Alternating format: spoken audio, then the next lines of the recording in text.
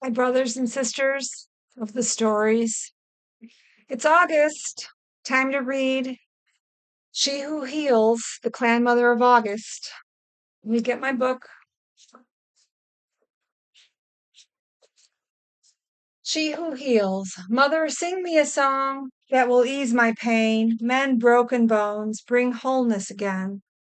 Catch my babies when they are born. Sing my death song. Teach me how to mourn.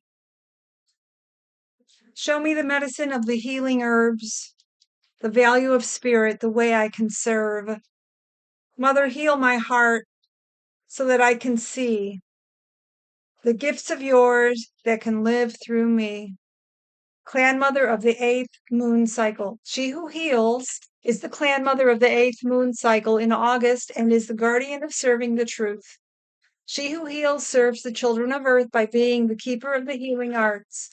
Mother of all rites of passage, guardian of the mysteries of life and death, and singer of the death song.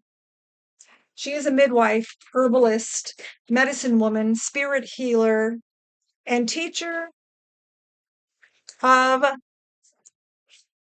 sorry, and teacher of the cycles of the earth walk. Her color is blue, representing intuition, truth, water, and feelings. As guardian of the healing plants and roots, she is closely connected to all of the plant spirits who comprise the tribe of all things green and growing. This tribe is sometimes called the Earth Blanket Tribe because together the plant and tree people form the covering that protects the Earth Mother's soil from erosion and keeps the cycles of regeneration in balance. She who heals is the keeper of all the healing uses of every plant in the Earth Blanket Tribe. She knows which parts of each plant to use in her healing remedies, as well as how and when they are to be gathered. As keeper of the life and death mysteries, he welcomed new spirits into the world when they take their human bodies. When an individual earth walk is complete, she sings the beings who are dropping their robes or dying into the spirit world. She also serves the children of earth by sewing their cuts, setting their bones, birthing their babies, and doctoring their bodies and spirits during their earth walks. She who heals is also the keeper of the growing cycles of the medicine wheel and all rites of passage. She teaches us the steps of gestation, birth, growth, death, and rebirth. She shows us how the great medicine wheel of life turns, when to fight for life, when to let go, when to allow our spirits to make the choice, and how to accept death as another step that leads to rebirth. She who heals invests every human being she teaches with the ability to drop fear of death and accepts the change as a new adventure in living. Whether the death is the end of a relationship, the end of a job, or the end of a physical life, he shows us how to see beyond the illusion of finality and to celebrate each turn in the road as another step that leads to wholeness. The eighth clan mother is the embodiment of the feminine principle that serves the children of earth in truth by assisting them through the healing process of being human. She sees their arendas or spiritual essences come inside their bodies at birth. She sees the illnesses created when they lose connection with their spiritual essence during their lives. She helps them reconnect to the eternal flame of love. When they decide to heal their physical forms and continue walking the earth, she shows them how to know when their missions on the earth are complete and when they are ready to move on by becoming one with the Arenda and preparing for rebirth in the spirit world. Her medicine story is one way we can understand the vastness of the wisdom she freely gives to all. The turning of the medicine wheel. Beads of sweat trickled down her face as she who heals kneaded the knotted muscles of the calves of the women in labor stretched before her. The birthing cave was echoing with the keening cries and mourning trills that floated in from the mass of women gathered outside, burying their dead. It was the time of the starving moon. the last moon cycle before the Earth Mother shook off her blanket of snow and ice and welcomed the new shoots of green growth. Let's stand up.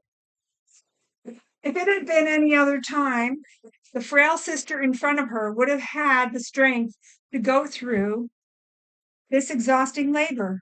As it was, her clan had not had fresh meat in many suns. Sorry. And the pregnant woman and their unborn babies had suffered along with the others.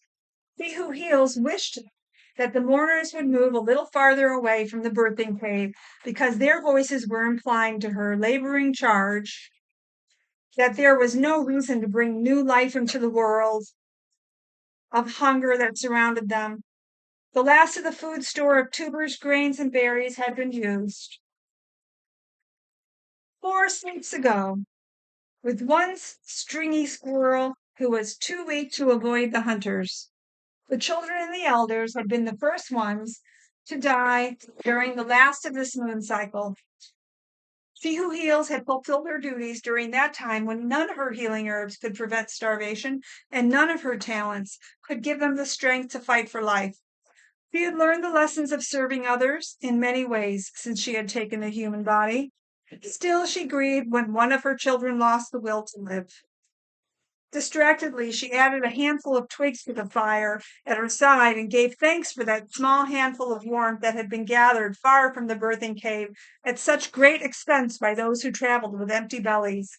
The hollow eyes of Squash Moon, the laboring mother, implored her for some comfort and reassurance. She responded by gently wiping Squash Moon's brow and giving her an encouraging smile. She could not give any more herbs to ease the labor because Squash Moon's belly was empty, and the remedy could send her into eternal sleep. She who heals needed Squash Moon to help with the labor by fighting for the life of her unborn baby. But the medicine woman realized that this was one of the times that the choice of life and death was in the hands of Swenio, the great mystery, and in Squash Moon's will to live. She who heals smiled at Squash Moon and gently took the laboring mother's hand, feeding her strength as another onslaught of contractions began to rack the young woman's body. She who heals realized that Squash Moon's connection to her own Orenda was the only hope for mother and child. If Squash Moon could connect to her spiritual essence, the great mystery could feed her the strength she needed. Without that precious connection, her starved body would succumb, and her spirit's connection would have to be made when Squash Moon reached the other side camp of the spirit world. She who heals put on her stoic mask of support, never letting Squash Moon see the painful concern and helplessness she felt. The burial of the family members who had starved must have been completed, because the morning trills had mercifully stopped. During the starving moon, the bodies were deeply buried in snow, preventing them from becoming food for wandering carnivores, until the ground was thawed enough for the planetary mother to finally receive the dead into her earthen breast. The ice mounds in back of the lodges served as temporary burial cairns. It was difficult to use the last reserves of life force to bury the dead, but this band of the human tribe was willing to endure the hardship for their loved ones. The silence was a signal to Squash Moon. Oh, the silence was a signal to She Who Heals that 2 women would soon be returning to the birthing cave to assist her with the tasks at hand. The labor had already been a long one, but the keeper of the medicine roots had insisted that the other 2 women go and say goodbye to their relations who had dropped their robes. Between labor pains, She Who Heals began to think of how many generations she had brought into the world and how many she had sung over into the spirit world. In the beginning, it had been necessary to teach these human children the purpose of mourning. She remembered how the morning wails and trills had relieved those grieving family members in the early winters of her earth walk. It was easy to recall the way in which the songs of mourning had removed the burden baskets of grief from the shoulders of the families of the dead. She had watched the letting go that occurred when the mourners were allowed to express their sorrow, and she had observed the spirits of their loved ones who use those wails of grieving like bowstrings to direct the arrows of their spirit forms onto the blue road.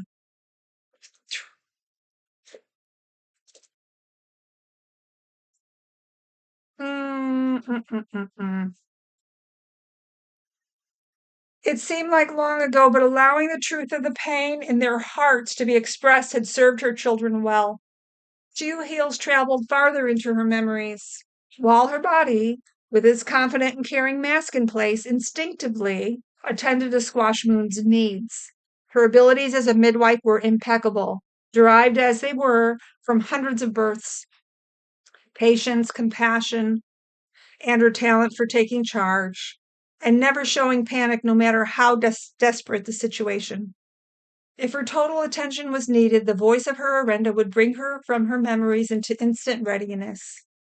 Pictures of long ago moons flashed across her mind, bringing memories of harvest feasts, weddings, births, deaths, council fires, rites of passage celebrations, and nights spent around the lodge fires when stories were told.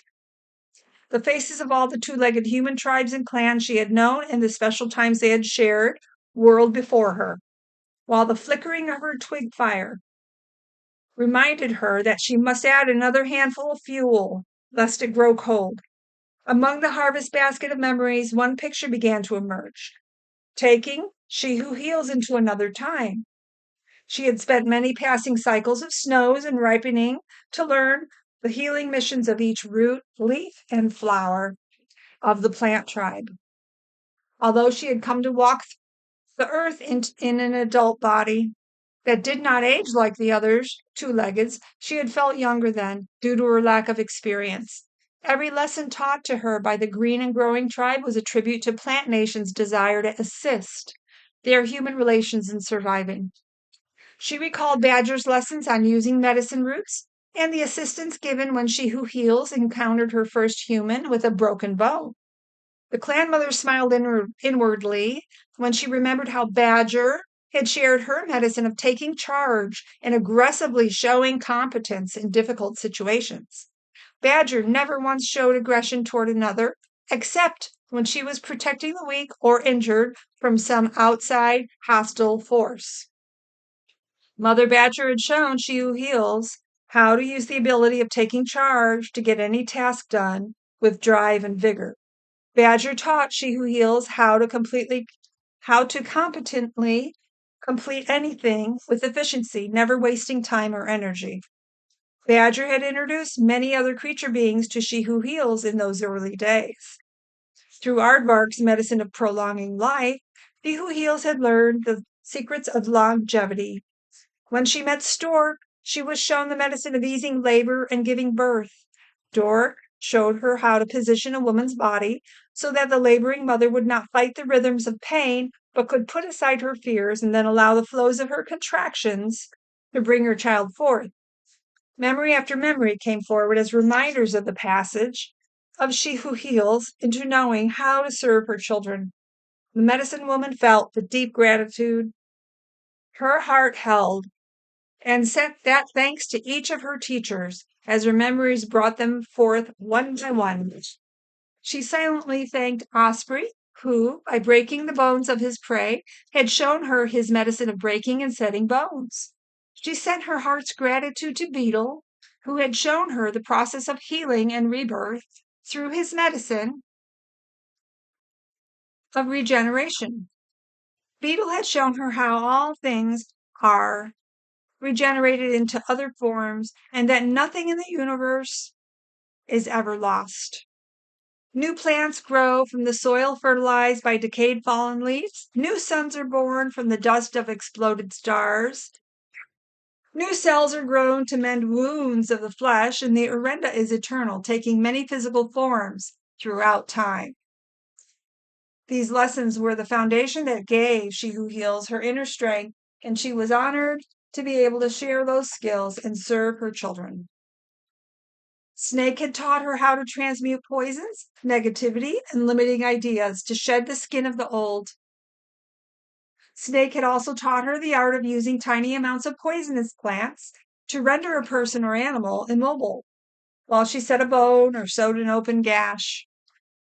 Her patient's body would then transmute the poison and be stronger because of it.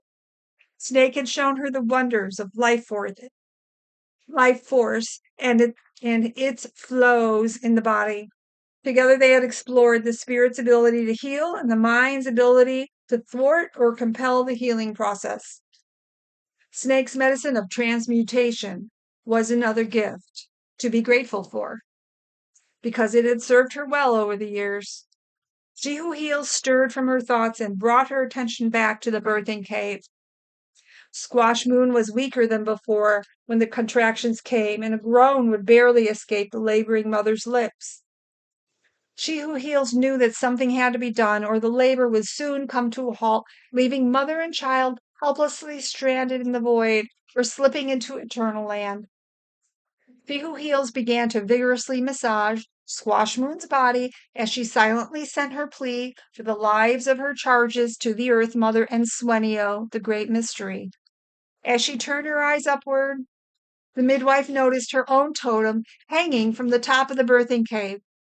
The upside-down face of Bat changed as he slowly opened his eyes and gazed into the face of She Who Heals.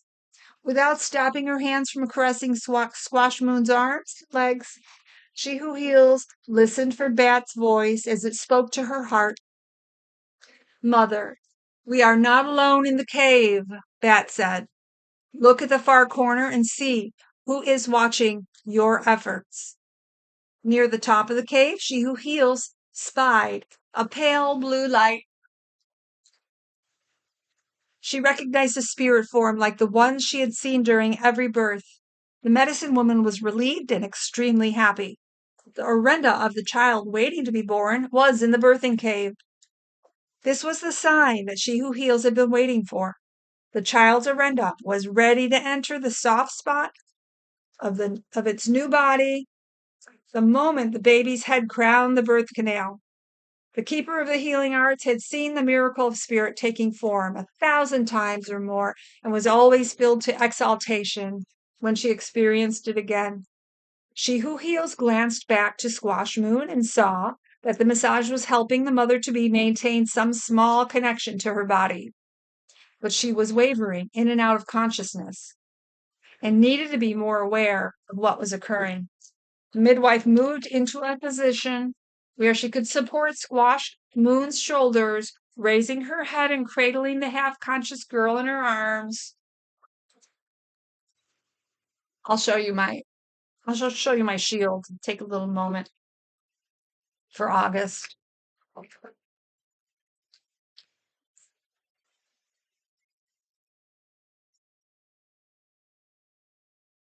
Here you go. That's my shield for August. It needs to be painted. Hard to show it to you. There. I still need to paint it. And I will. Been just waiting for the right moment to do so. But right here is my favorite part because it shows She Who Heals cradling the expectant mother. And it says, "You are to be my mother, Squash Moon. But I will," and this is the blue spirit of the baby to be born. "You are to be my mother, Squash Moon, but I will be your teacher as well." Now back to the story.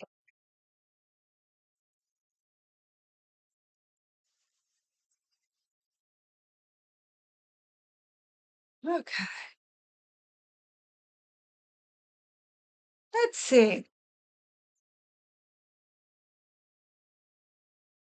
She Who Heals began to hum a sweet tune that comforted Squash Moon. Intermittently, the midwife squeezed the hands, then the arms of her charge to urge the life force to flow into them. After a moment or two, Squash Moon opened her eyes and whispered, "Am I dead?" She Who Heals replied, "No, little mother, you are not dead. Someone is here to see you, and so you must pay close attention." The labor pains had stopped, and it was imperative that Squash Moon be revived enough for her body, to continue the birthing process. She Who Heals began to speak to Squash Moon in a stronger voice that commanded the girl's attention. "You see, little mother, the spirit of your unborn baby is here in the cave, and you must open your heart to hear it." A flicker of fiery recognition briefly flashed across Squash Moon's face as she summoned as much life force as she could before whispering, "Please help me. Show me how to see my child's spirit, mother." She Who Heals felt a wave of relief flow through her limbs as she directed Squash Moon's eyes to the far corner of the birthing cave ceiling. She Who Heals began to believe that maybe there was some hidden resource still buried deep inside the mother-to-be that would bring them all through this precarious moment of life and death. The medicine woman began describing what she saw and how the pale blue spirit form moved until Squash Moon could see it as well. And then She Who Heals talked to Squash Moon into the silence, where she could actually hear the voice of her unborn child. She Who Heals was able to hear the voice of the child's Orenda as clearly as Squash Moon did when the voice spoke to its mother's heart. "You are to be my mother, Squash Moon, but I will be your teacher as well. We must begin our journey together in this moment before my birth. You have forgotten how to connect to your Orenda and how to pull the strength you need from the great mystery. I have come to remind you of the time before your own birth, when you knew that connection well. If you whisper your own name and picture what that name means, you will rediscover your personal medicine. That set of gifts is held in trust inside your Orenda, awaiting your discovery." "Squash Moon, Squash Moon, Squash Moon," the young mother whispered to herself. "Squash Moon, Squash Moon, Squash Moon." Pictures of the yellow-orange squash blossom floated through the mother-to-be's mind, transforming itself into a harvest moon brimming with golden light. The scene changed, and the harvest moon took on the qualities of a lovely woman bathed in the light of flowing melon and salmon-colored rays. Upon the head of the dream woman was a wreath of autumn leaves and ripened wheat, woven with yellow buffalo grasses and wild green Mustang grapes. Purple berries and wild pink primroses spilled from the wreath, interwoven with clusters of orange berries gathered from the mountain ash tree. In the woman's arms, she held a basket woven of river reeds and pine needles. Coming from the basket was another light, whose pale blue rays danced across the face of the smiling woman of the moon. Once again, the vision transformed itself as the woman then reached inside the basket and cupped the blue ball of light and brought it to her heart. Lightning bolts came from the ball of energy and connected the Earth Mother and Sky Father below and above the dream woman. Radiant beams of light of all colors encircled the vision, and Squash Moon could feel the great mystery's love reaching for her from the dream. At that exact moment, Squash Moon felt a burst of life explode inside her own heart. She inhaled with a gasp as rivers of bubbling energy shot through her tired limbs. She could feel pulsating waves of warmth bring her nearly lifeless body back from the brink of eternal land. Her amazed eyes looked from the face of She Who Heals to the Orenda of her unborn child. Tears of joy spilled from her eyes onto her cheeks, and her face began to show some color. She Who Heals smiled and gently rocked Squash Moon in her arms, allowing the rhythm to encourage the girl's body to bring the contractions back into play so the baby could be born. As if on cue, the two women who had mourned their dead parted the hides hanging at the cave's entrance and entered. They had washed the soot of mourning from their faces and smudged their bodies with cedar smoke, as She Who Heals had instructed. leaving their thoughts of death outside the birthing cave. Clear Lake and Has Courage took their places beside She Who Heals as the medicine woman gently stroked Squash Moon's distended belly with circular motions, moving in the direction of the sun's path across the sky. She Who Heals then motioned for Clear Lake to support Squash Moon's shoulders, while the midwife moved in front of the mother-to-be to stroke her belly from the front. After a few moments of massaging Squash Moon's belly, She Who Heals grabbed her rattle and shook it over the belly in the same sun's path circles. Do I have a rattle handy? No. Oh bother. No rattle. Pretend rattle. Shook it over the belly in the same sun's path circles. The medicine woman began to sing the song of the bat to restart the contractions. Bat mother, hear me as I sing in the cave of this one's womb. Out of the darkness you must fly to bring this child forth soon. River of life, waters come forth. Ease the way for this babe. Bat mother, symbol of rebirth, release what has been stayed. Over and over she sang the chant while she kept looking to the top of the birthing cave. And at the end of the seventh refrain, Bat, who had been watching the scene below while hanging upside down like the child in Squash Moon's womb, took flight and dodged through the hides at the cave's entrance. She Who Heals placed her hand over Squash Moon's navel and felt the beginning rumble of a contraction that brought with it the breaking waters flowing from the mother-to-be's womb. The medicine woman smiled because Bat had given her a sign that her song had reached the 7 sacred directions. When Bat flew, She Who Heals knew that the baby would be born. This was the beginning of the hardest part of labor, and She Who Heals was grateful that the near starvation had not caused Squash Moon to lose her child through a dry birth. The waters of life had broken much later than usual, but under these circumstances, later had been a blessing. If the waters had broken earlier, the sun and sleep and second son of Squash Moon's intermittent labor could have killed both mother and child. Grandfather's sun would be rising again soon, bringing the grueling labor to a joyous close. Clear Lake and Has Courage were working as diligently as She Who Heals when the baby's head came into sight. Squash Moon was being held in a squatting position, allowing the Earth Mother's magnetism to draw the child to its earth walk. Squash Moon cried out in wonder rather than pain when she saw the orenda of her child enter the soft spot in its skull. With the next push, the baby's body turned and the shoulders were released. The hips gently followed without effort. She Who Heals caught the child and whispered, "We have a girl, Squash Moon." Power on.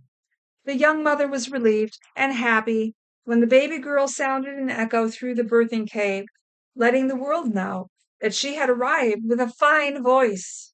She Who Heals cut the cord, washed the child in the water made from melted snow that Clear Lake had prepared by the twig fire, and then wrapped the baby in soft furs, placing her next to Squash Moon.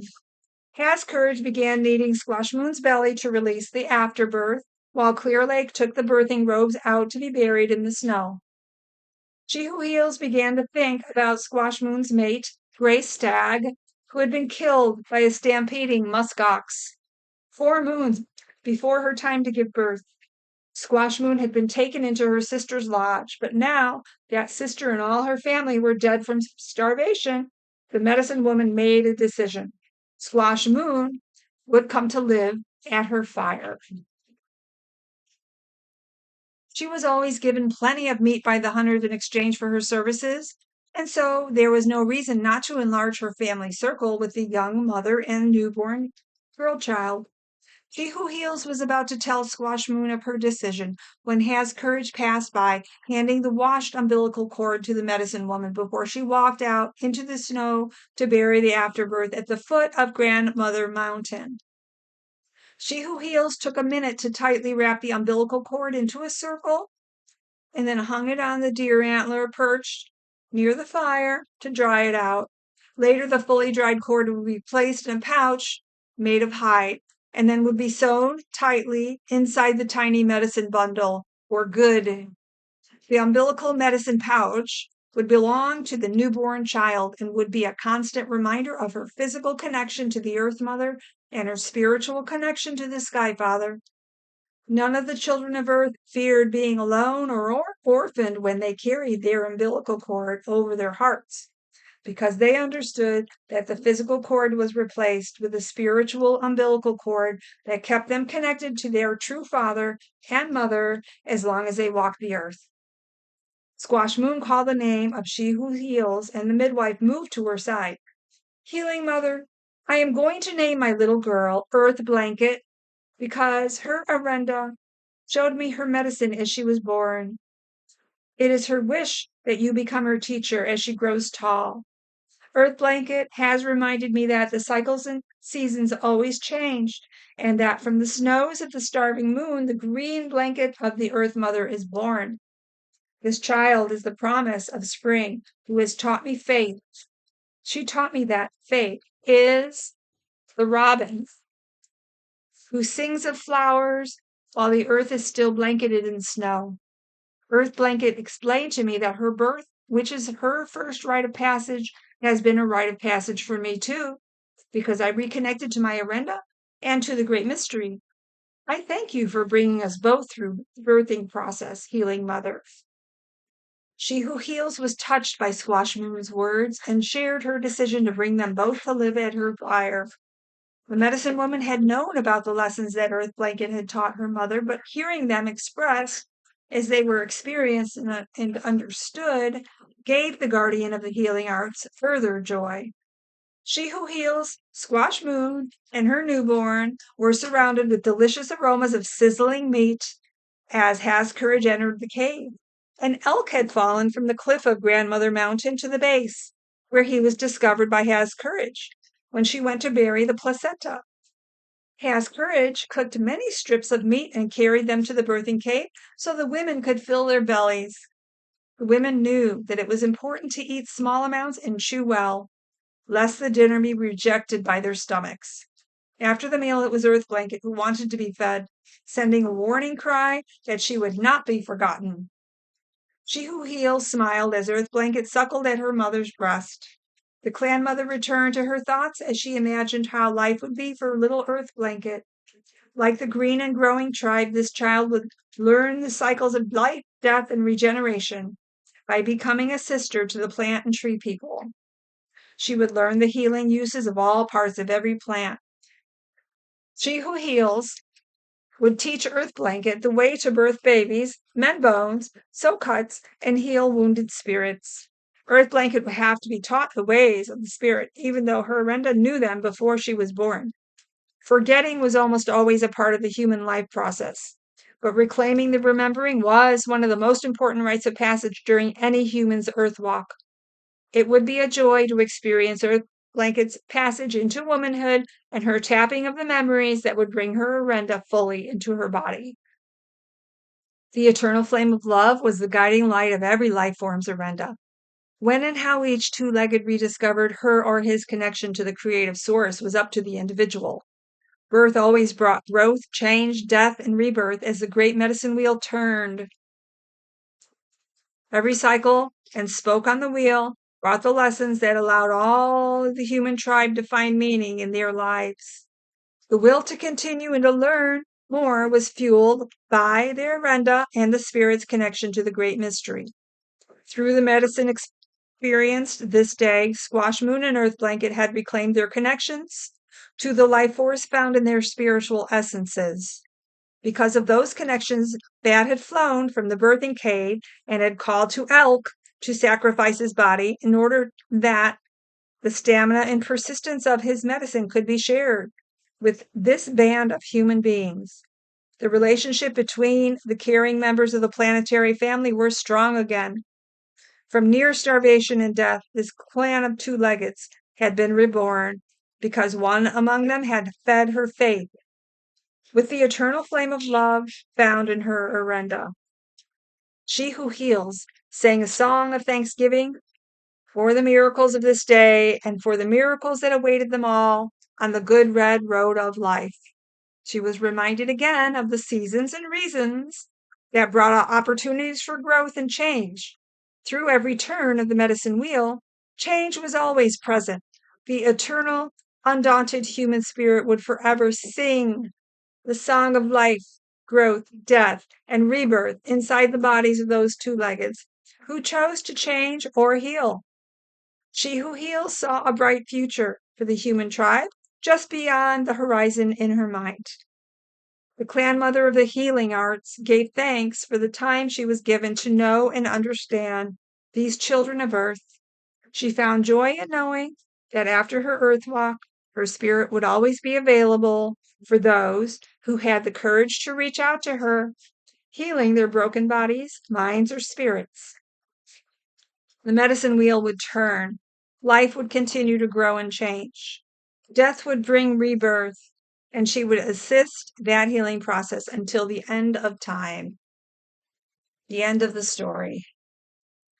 And again, this is from the 13 Original Clan Mothers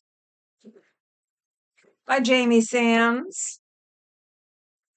If you want to look for your own copy, and I give her thanks for these stories, which I read every month, and I derive great joy from seeing where they show up in my own life. Have a great August, everyone. And I will see you in September. Much love.